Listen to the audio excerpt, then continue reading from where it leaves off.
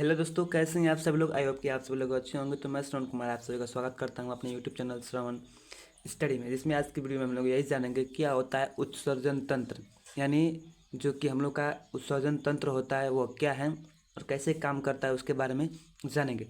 सबसे पहले बात करते हैं उत्सर्जन।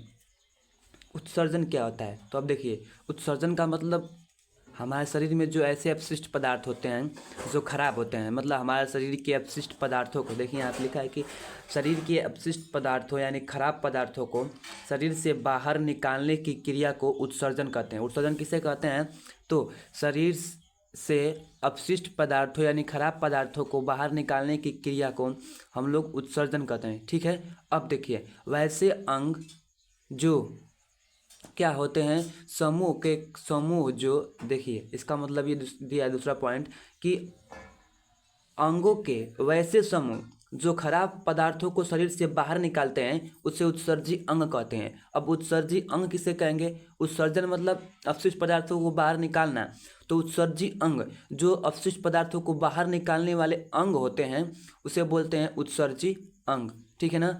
अब मानव में प्रमुख उत्सर्जी अंग होते हैं। ठीक है ना। अब कौन कौन से उत्सर्जी अंग होते हैं भाई हम लोग के अपशिष्ट पदार्थ को निकालने के लिए, तो बात करते हैं फेफड़ा। अब देखो फेफड़ा कैसे होगा, इसमें भी खराब पदार्थ होते हैं क्या, तो हाँ, फेफड़ा के द्वारा किसी भी चीज़, जैसे मान लीजिए बलगम हो गया उसको निकालते हैं। आंत हो गया, आंत से मान लीजिए जो अपशिष्ट पदार्थ, भोजन का अपशिष्ट पदार्थ होता है वो बाहर निकाला जाता है। उसके बाद यकृत, यकृत यानी लीवर में जो अपशिष्ट पदार्थ हैं उसको। उसके बाद त्वचा, त्वचा भी क्या हो, त्वचा में जैसे मान लीजिए कि पसीना, पसीना क्या अपशिष्ट निकालना। वृक्क यानी जो कि मूत्र को बाहर निकालना। ठीक है ना। तो ये क्या अपशिष्ट पदार्थ है उसे बाहर निकालना क्या कहलाता है, उत्सर्जन कहलाता है। ठीक है। अब देखिए आगे फेफड़ा के बारे में।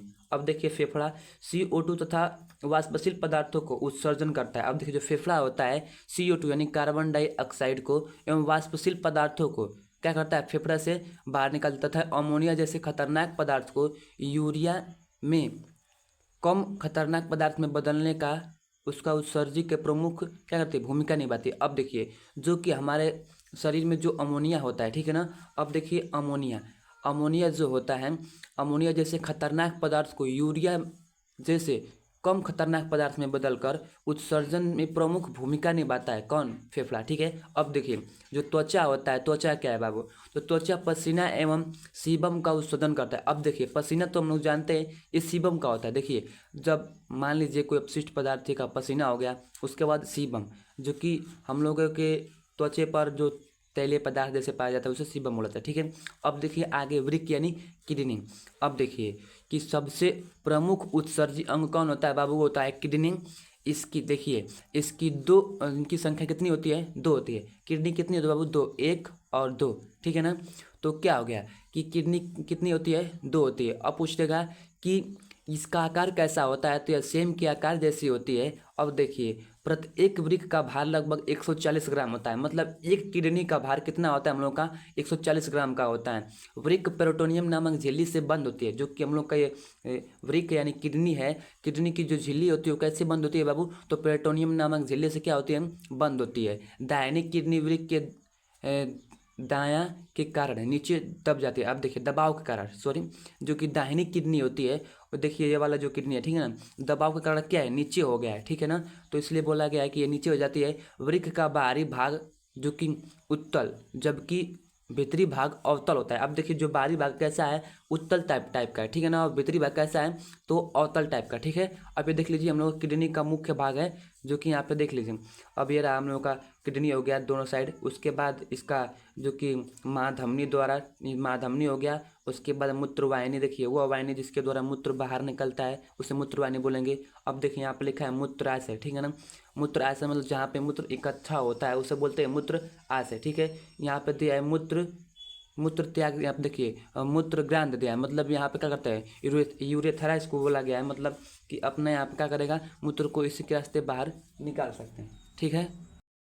वृक्क की जो बाहरी भाग होता है, वृक्क की जो बाहरी भाग क्या होता है, कार्टेक्स कहलाता है। जैसे मान लीजिए ये हम लोग का वृक्क हुआ, तो इसका जो बाहरी भाग है इसे क्या बोलेंगे हम लोग, इसको बोलेंगे कार्टेक्स। क्या बोलेंगे, कार्टेक्स। जबकि जो कि इसका आंतरिक और मोटा भाग है, ये वाला जो कि ये आंतरिक और मोटा भाग है, इसको बोलेंगे मेडुला। क्या बोलेंगे, मेडुला।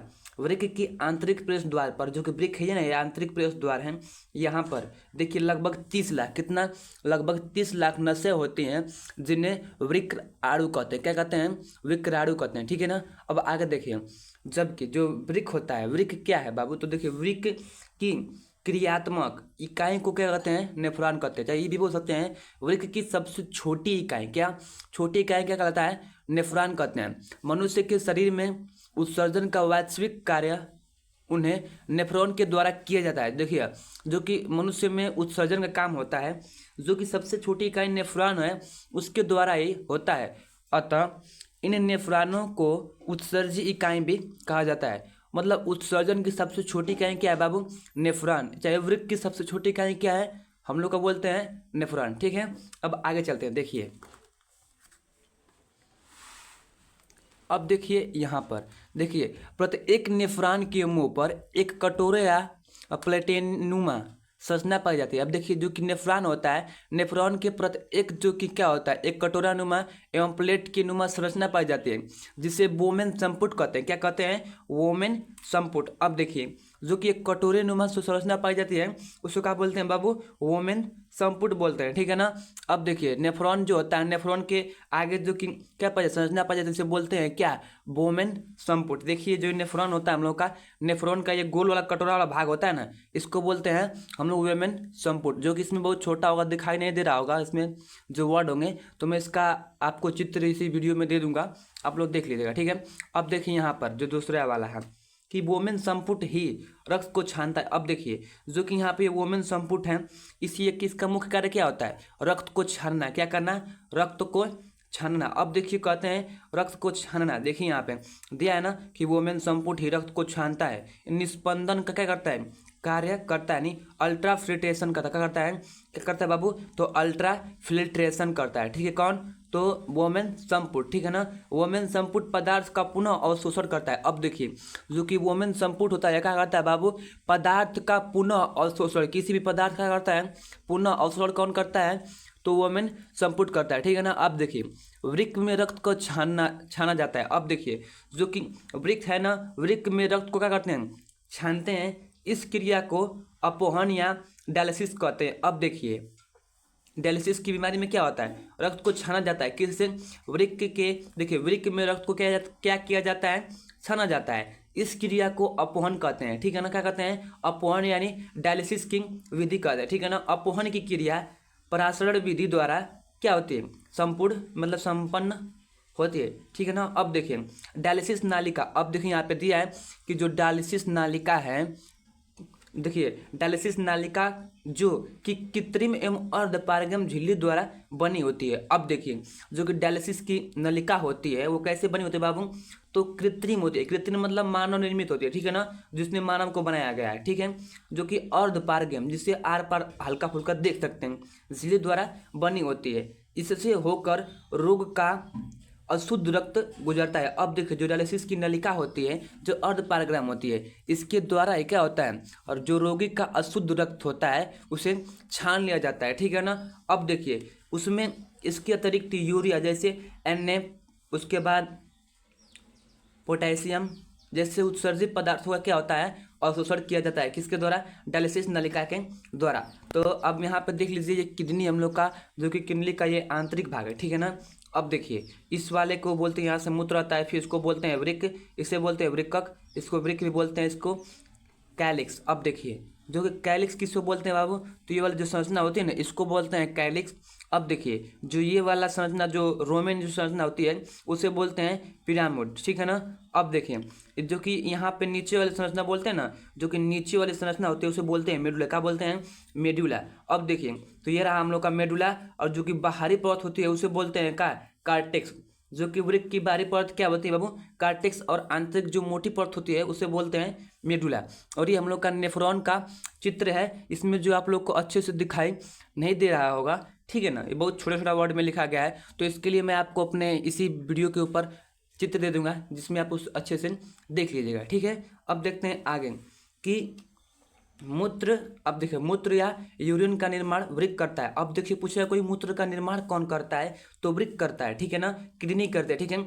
इसमें लगभग 95% क्या होता है, जल होता है, 2% लवण पाया जाता है, ठीक है ना, तथा 2.6% क्या पाया जाता है, यूरिया, एवं 0.3% जो कि यूरिक अम्ल पाया जाता है, ठीक है ना। ये याद रख लीजिएगा, जो क्वेश्चन बार बार पूछता है। अब आगे देखते हैं कि मूत्र का पीएच मान लगभग 4.8 से लेकर 8.4 तक होता है, जो कि लगभग क्षारीय ही होगा, ठीक है ना।